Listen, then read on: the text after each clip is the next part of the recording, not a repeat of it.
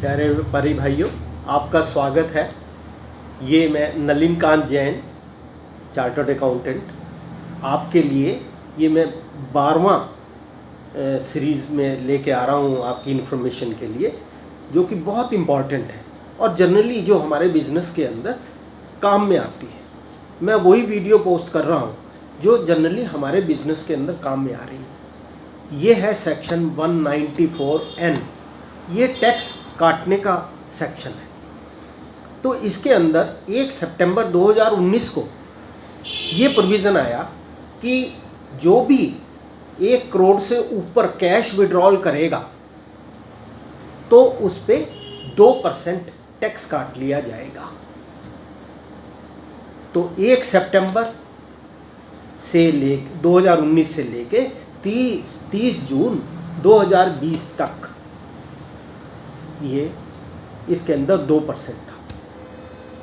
पर फिर बाद में गवर्नमेंट ने 1 जुलाई से ये कर दिया कि जो व्यक्ति रिटर्न दाखिल कर रहे हैं उनके लिए ये कानून है, जो रिटर्न दाखिल नहीं कर रहे हैं उनके लिए ये कानून है। जो तो रिटर्न दाखिल कर रहे हैं उनके लिए 1 करोड़ तक अगर वो कैश विड्रॉल करते हैं बैंक से, कोऑपरेटिव बैंक से, सोसाइटी से या कोऑपरेटिव बैंक से या पोस्ट ऑफिस से, तो उनको 2% टैक्स कटेगा अगर 1 करोड़ से ऊपर विड्रॉल करते हैं।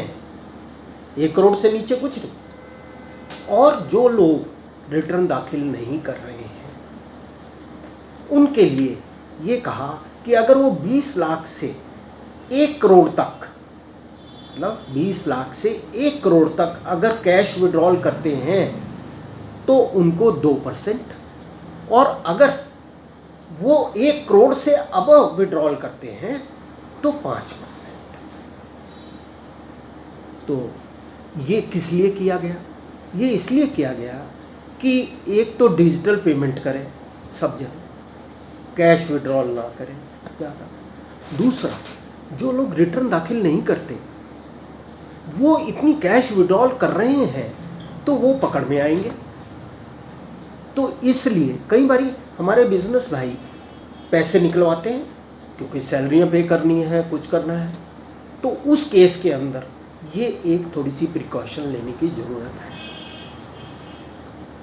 अब अगर आपके एक ही बैंक में 4 खाते हैं तो चारों खातों पे बैंक की नज़र रहेगी कि जहां थ्रेशोल्ड लिमिट क्रॉस करी, अगर तो आप रिटर्न दाखिल नहीं कर रहे हैं तो जैसे ही 20 लाख से अबव आपने विड्रॉल करी वो 2% काट लेगा बैंक। और अगर आप रिटर्न दाखिल कर रहे हैं तो 1 करोड़ से जैसे ही ऊपर गए उसने 2% काट लेना है। 1 करोड़ पे नहीं कटेगा।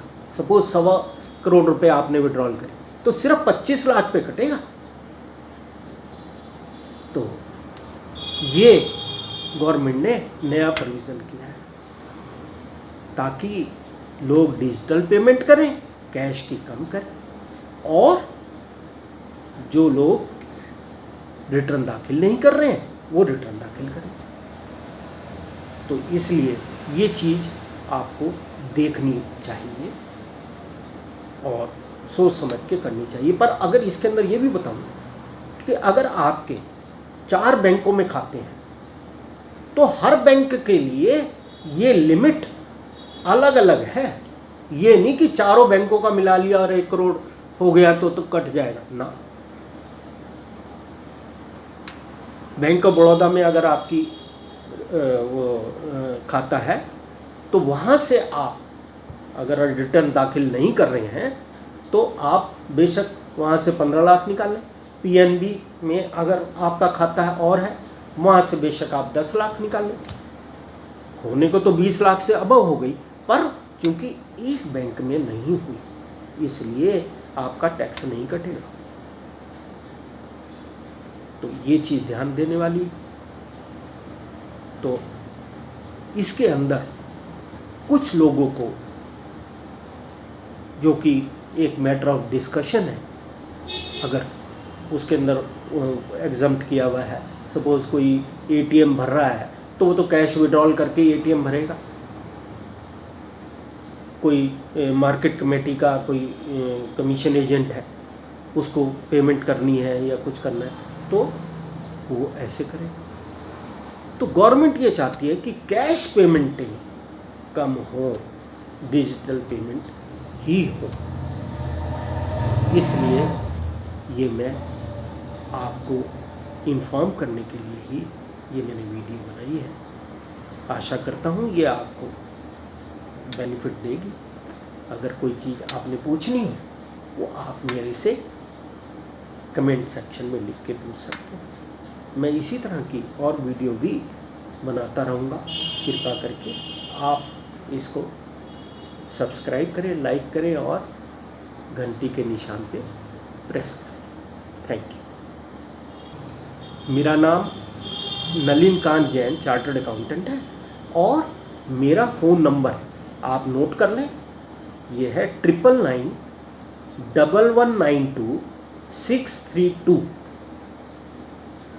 ये आप मेरे को कांटेक्ट कर सकते हैं या कमेंट सेक्शन में आप मेरे से क्वेश्चन पूछ सकते हैं। Thank you.